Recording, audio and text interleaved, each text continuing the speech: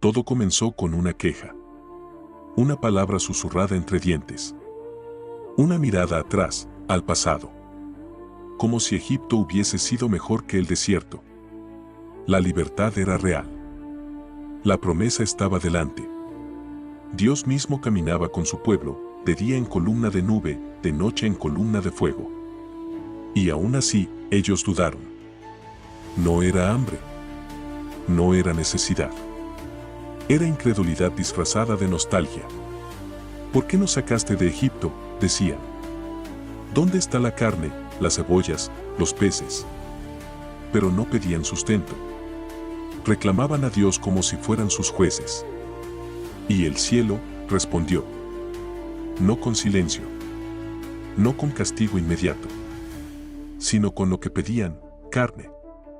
Codornices en abundancia, volando a la altura de la mano. Tantas que se ahogaban en ellas. Y mientras la carne aún estaba entre sus dientes, cayó la plaga. El lugar se llamó Kibrot Hattaavah, las tumbas del deseo. Esta historia no es aislada.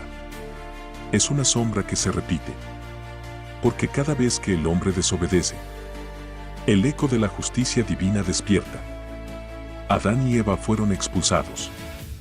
Caín fue marcado. Nadab y Abiú fueron consumidos por fuego. Moisés no entró a la tierra prometida. David vio morir a su hijo. Y Judá cayó porque olvidó el pacto. Dios no es indiferente. No es sordo. No es frágil. Es santo. Y en su santidad hay amor, pero también fuego. Esta no es una historia para dormir tranquilos. Es una historia que te sacude. Porque revela algo que muchos han querido olvidar. La desobediencia tiene consecuencias. Y cuando el hombre desafía al cielo, el cielo responde. Quédate.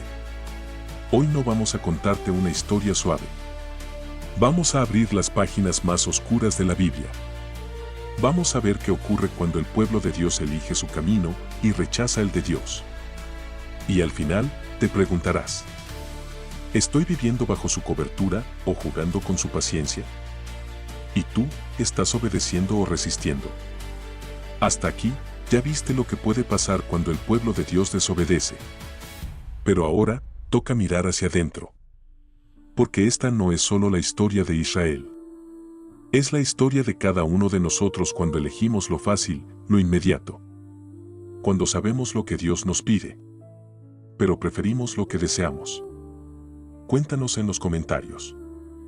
¿Has sentido alguna vez que te alejaste del camino de Dios y pagaste el precio? Tu experiencia puede iluminar a otros. Dale like si esta historia ya te ha estremecido o te ha hecho reflexionar. Suscríbete ahora mismo a Fortaleza Bíblica si quieres descubrir el otro lado de la fe. No solo el consuelo, sino la verdad que confronta. Porque lo que viene a continuación te hará temblar.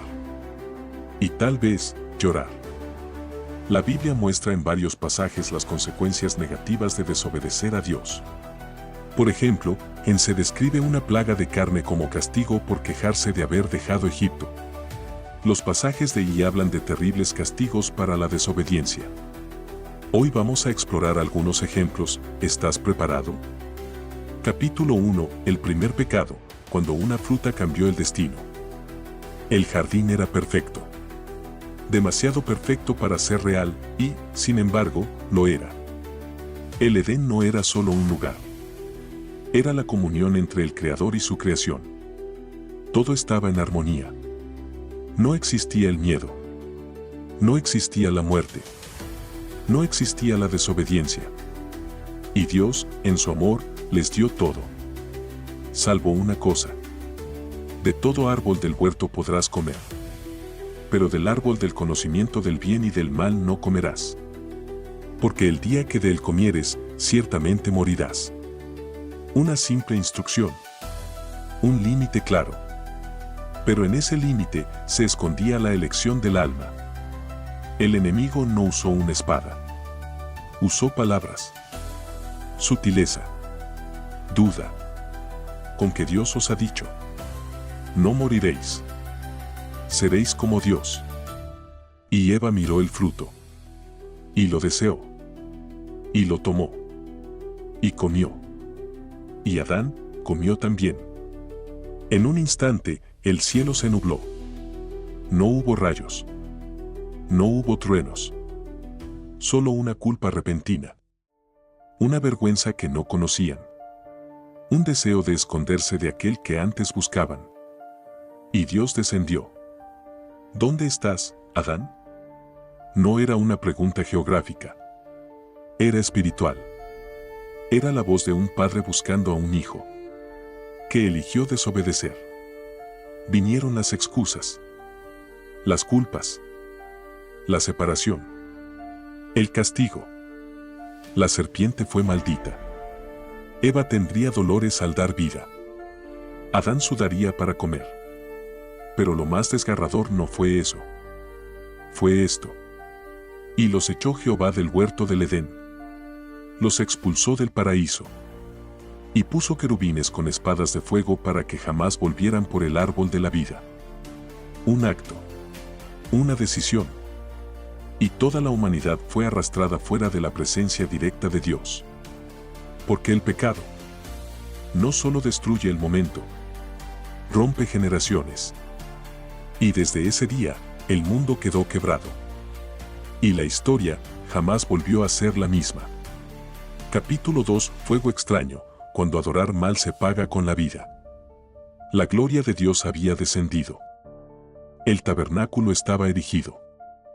El pueblo miraba en silencio. Y el fuego santo del cielo había consumido el sacrificio en el altar. Era un día sagrado. Un día inolvidable. Moisés y Aarón estaban allí. Los sacerdotes, ungidos. Todo había sido hecho conforme al mandato del Señor. Pero en medio de ese fuego puro, alguien se atrevió a mezclar lo profano con lo santo. Nadab y Abiú, hijos de Aarón, sacerdotes de linaje escogido, se acercaron al altar, con fuego que Dios no había mandado. No fue error ritual. Fue soberbia espiritual. Una forma de decir: podemos acercarnos a Dios como queramos.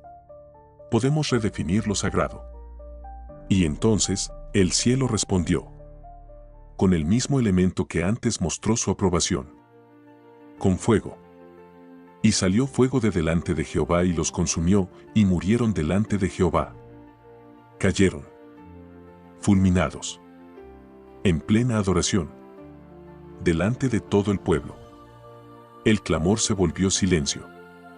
Aarón, su padre, no dijo palabra. Dios no se disculpó. No explicó. Solo habló con Moisés. En los que a mí se acercan me santificaré. Y en presencia de todo el pueblo seré glorificado. El mensaje era claro. La presencia de Dios no se juega. El altar no se improvisa. La adoración no se fabrica al gusto del hombre. El juicio fue inmediato, pero no injusto. Porque Dios no es fuego simbólico. Es fuego consumidor. Y el pueblo tembló. Porque entendieron que lo santo no es negociable. Ese día, las cenizas de Nadab y Abiú quedaron como advertencia. No solo para su tiempo, sino para todos los tiempos. Porque cuando el hombre pretende acercarse a Dios sin reverencia, sin obediencia, sin temor, el cielo puede arder. Capítulo 3. Cuando el deseo venció al llamado, la mirada que mató un legado. La tierra prometida estaba cerca. Los días de esclavitud quedaban atrás como un mal sueño. Dios caminaba con ellos. El maná caía del cielo. Las ropas no se desgastaban. Las victorias eran sobrenaturales. Pero en las llanuras de Moab, algo más poderoso que un ejército esperaba al pueblo. La tentación. Los hijos de Israel acamparon junto al río Jordán. Y allí, las mujeres moabitas comenzaron a descender como sombra dulce sobre los campamentos. No con espadas, sino con sonrisas, con perfumes, con promesas de placer.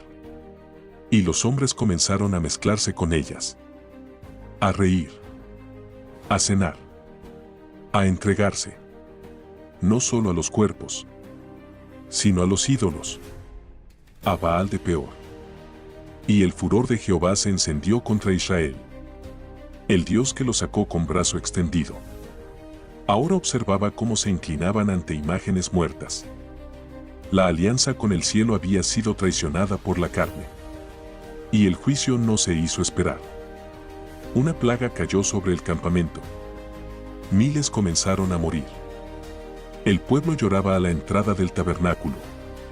Y mientras lo hacían, un hombre israelita entró a su tienda con una mujer madianita, sin vergüenza. Entonces se levantó Faíns, nieto de Aarón. Tomó una lanza. Entró en la tienda.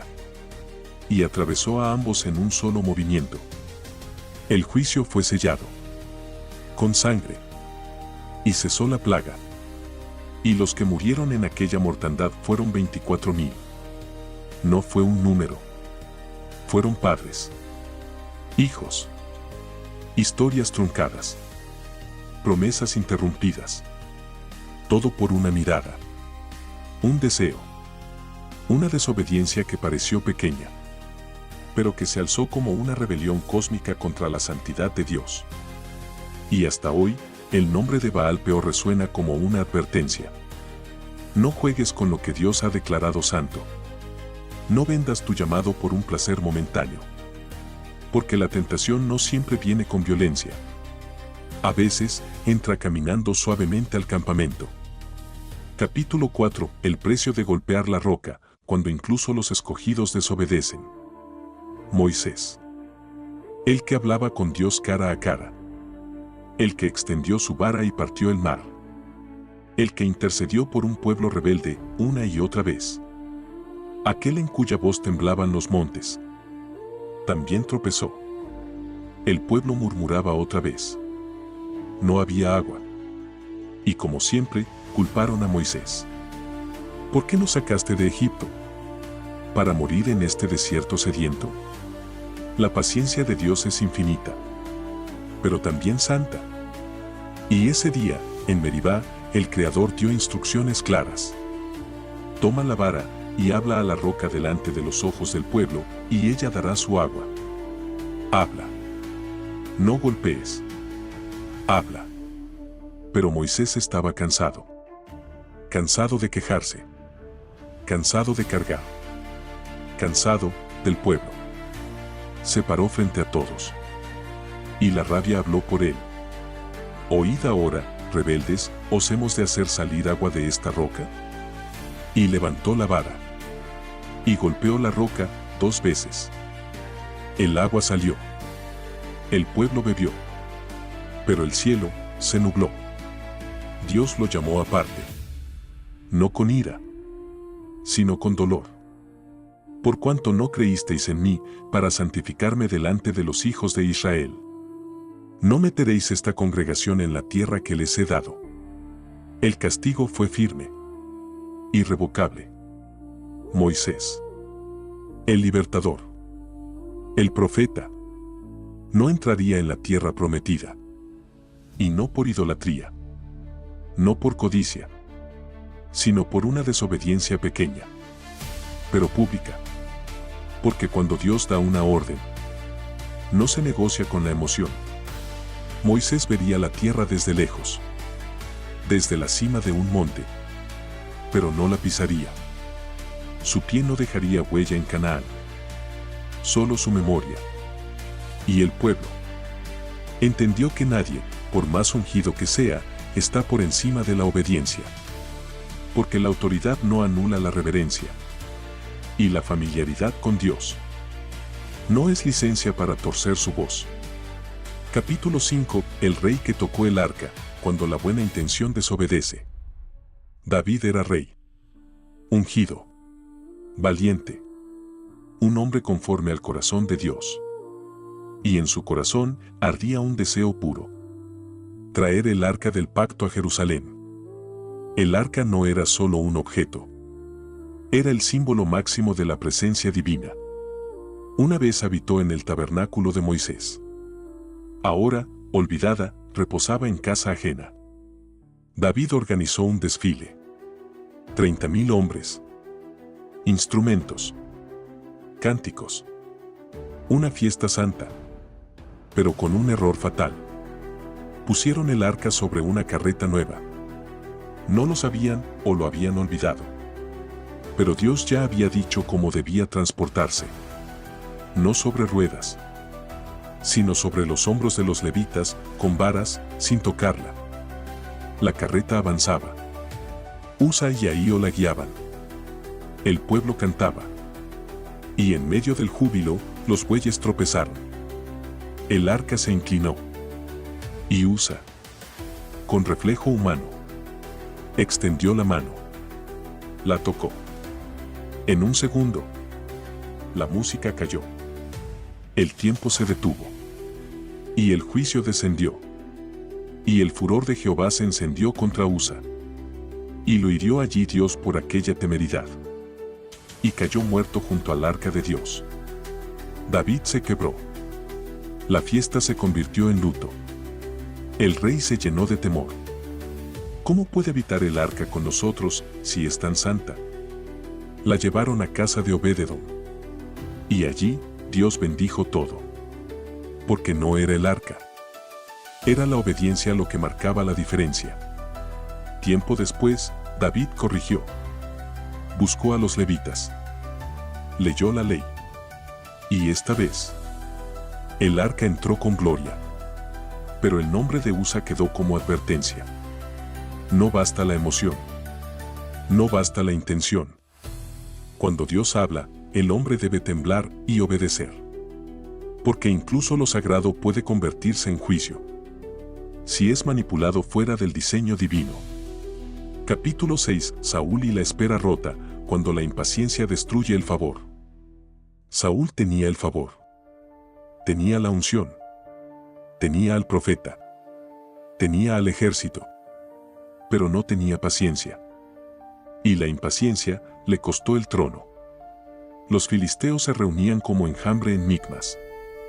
El pueblo de Israel, temeroso, comenzaba a esconderse en cuevas, en bosques, en huecos de la tierra. Las filas se disolvían. El rey se sentía solo. Y Samuel, el profeta, no llegaba. Habían pasado 7 días. Los 7 que Samuel había mandado esperar. Pero el corazón de Saúl no supo resistir la presión del tiempo. Tráiganme el holocausto, ordenó. Yo mismo lo ofreceré. El rey pisó donde solo el sacerdote debía estar. La adoración se volvió desobediencia. El altar, rebelión.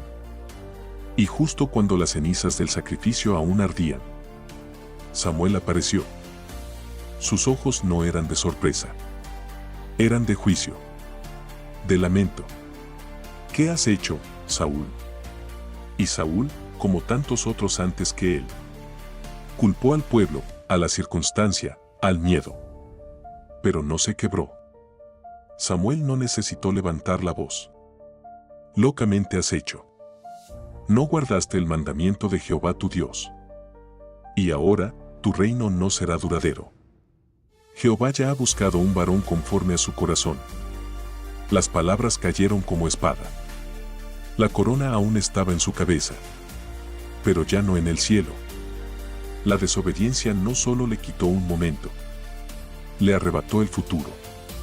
Y el favor de Dios se desplazó en silencio. Porque para reinar con Dios, no basta la fuerza, no basta la apariencia. Hace falta obediencia absoluta. Y Saúl, aún siendo rey, empezó a ser solo un símbolo vacío. Un hombre que no supo esperar. Y que perdió por adelantarse al tiempo de Dios.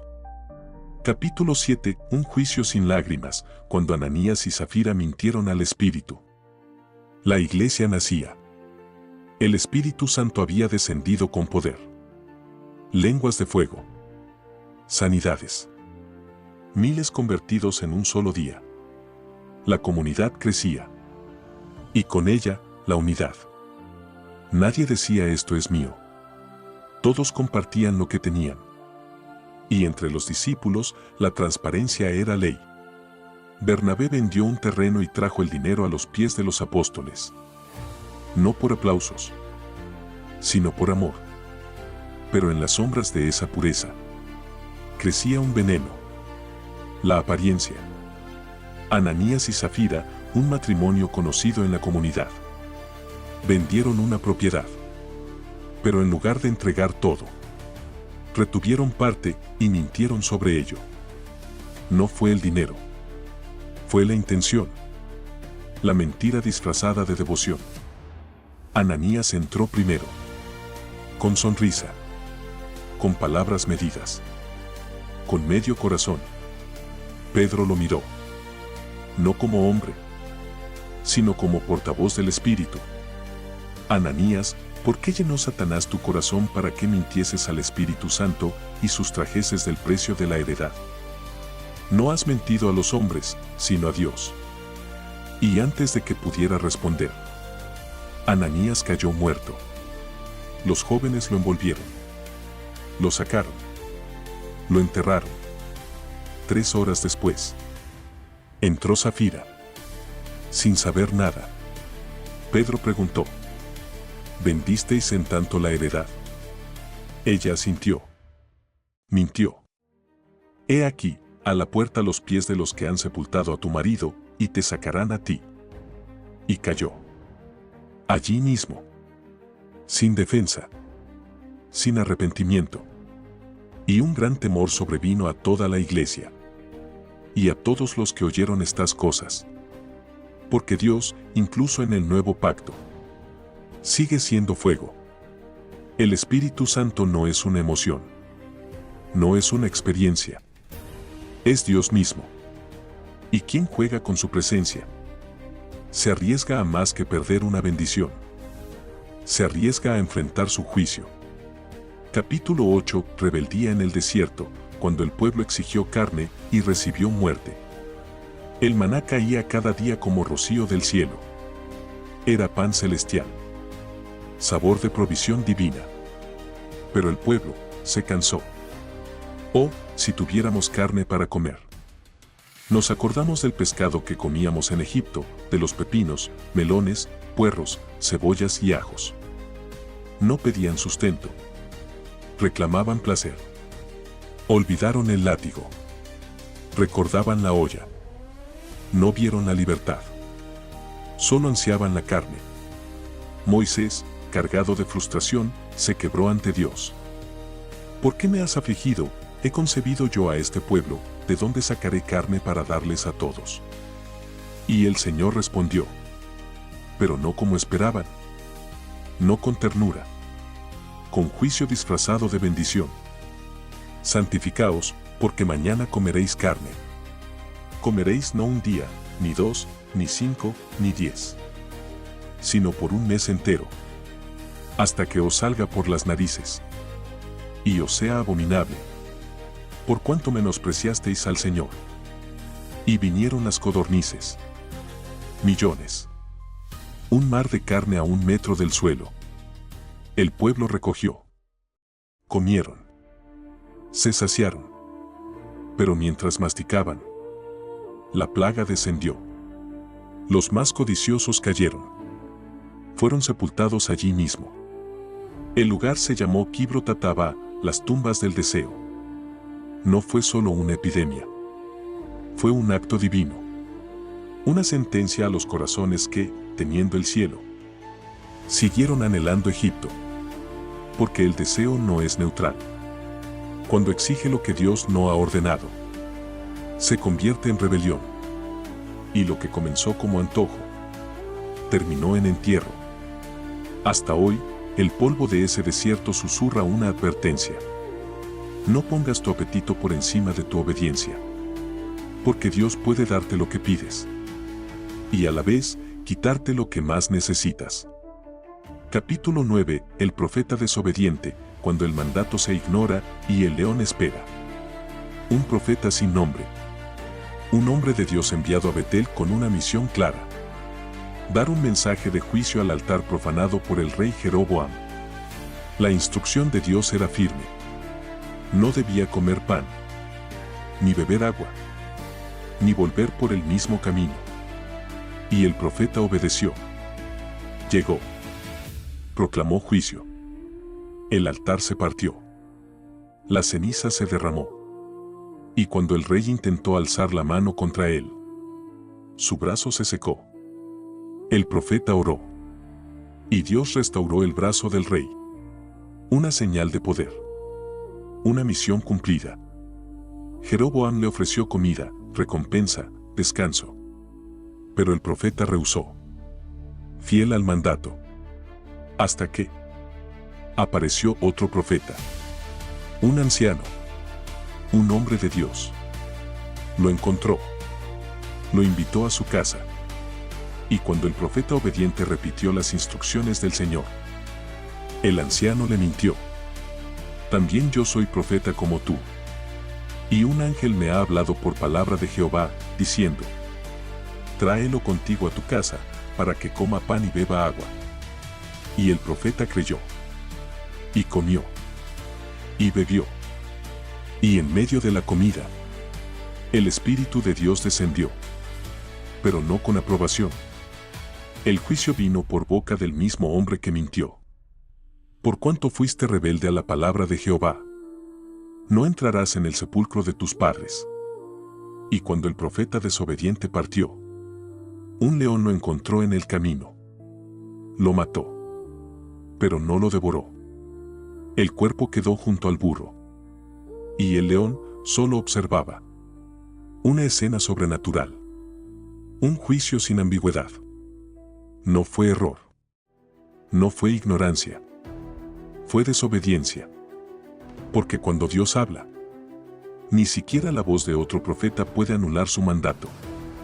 Y ese león sigue rugiendo en la historia como recordatorio de que no basta comenzar bien.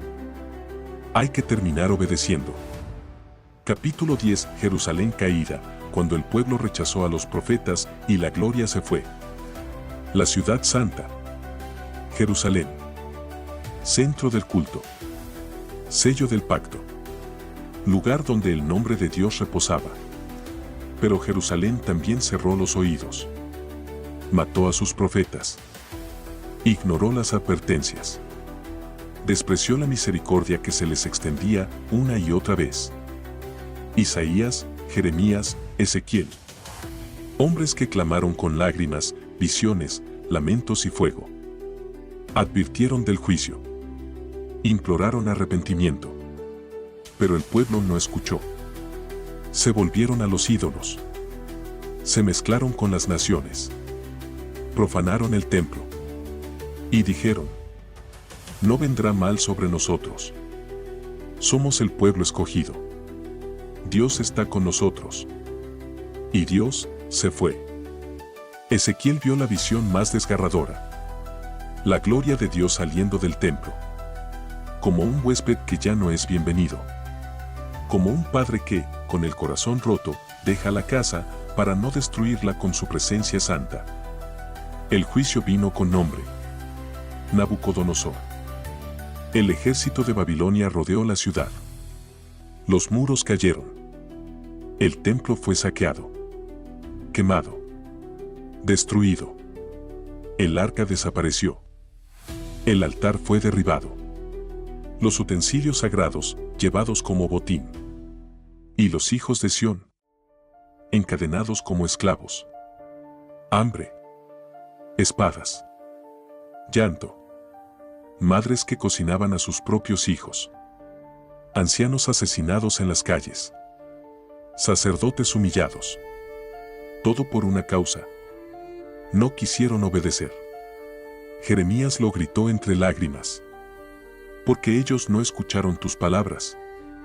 Y tú los llamabas, y no respondían. Y así, la ciudad donde Dios había puesto su nombre fue reducida a ruinas. Pero no sin aviso. Dios no castiga sin advertir. No destruye sin antes clamar desde los tejados. Jerusalén cayó. No por falta de promesa, sino por falta de obediencia. Y hasta hoy, esa imagen, la gloria partiendo, las puertas en llamas, resuena en cada generación que se atreve a jugar con la gracia. Porque si ni siquiera Jerusalén fue exenta del juicio, ¿qué nos hace creer que nosotros lo seremos? Capítulo 11. La misericordia detrás del juicio, como Dios siempre deja espacio para el arrepentimiento. La Biblia está llena de historias de juicio, pero también está tejida con hilos de misericordia.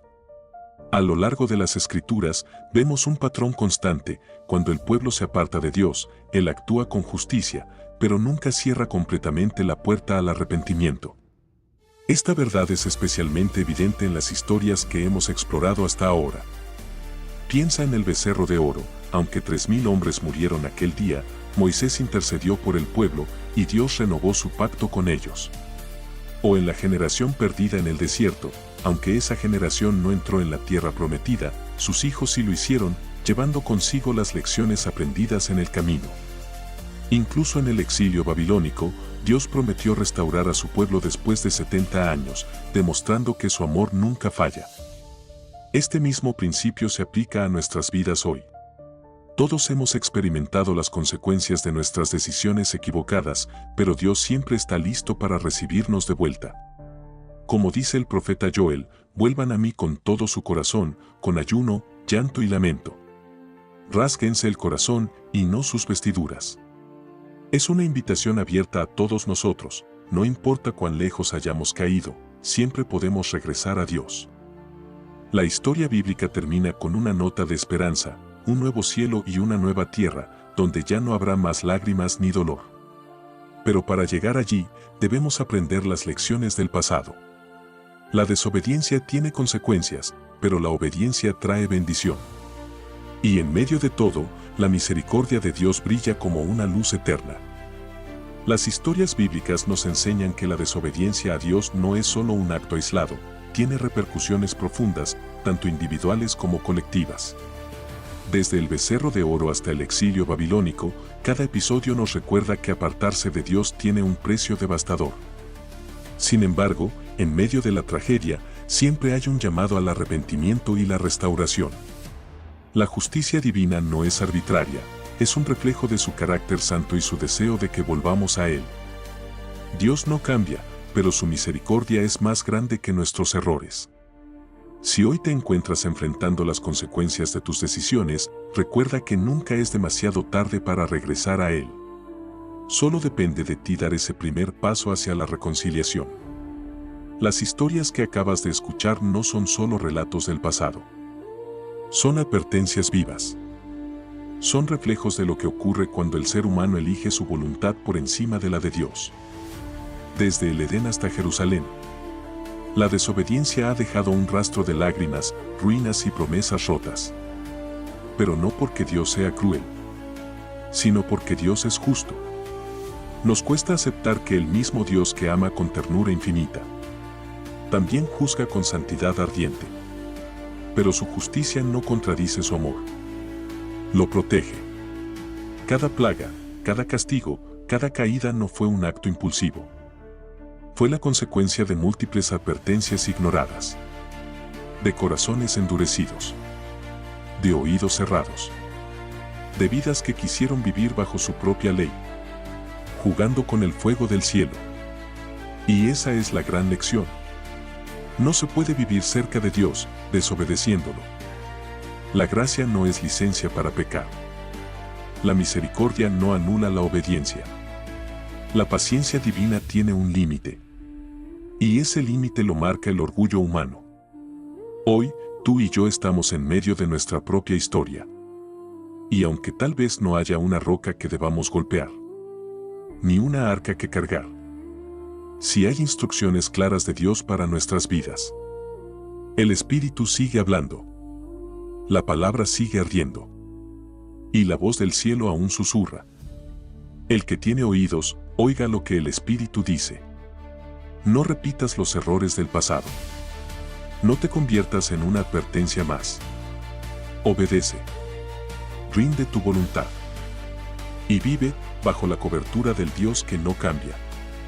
Hoy no terminamos con una historia. Terminamos con un espejo. Uno que refleja lo que nadie quiere mirar. Las consecuencias de vivir fuera de la voluntad de Dios. Cada relato que escuchaste es más que historia bíblica. Es una advertencia para esta generación. Para ti. Para mí. ¿Te sentiste identificado con alguna de estas historias? ¿Hay algo que Dios te ha pedido y estás postergando? Escríbelo en los comentarios.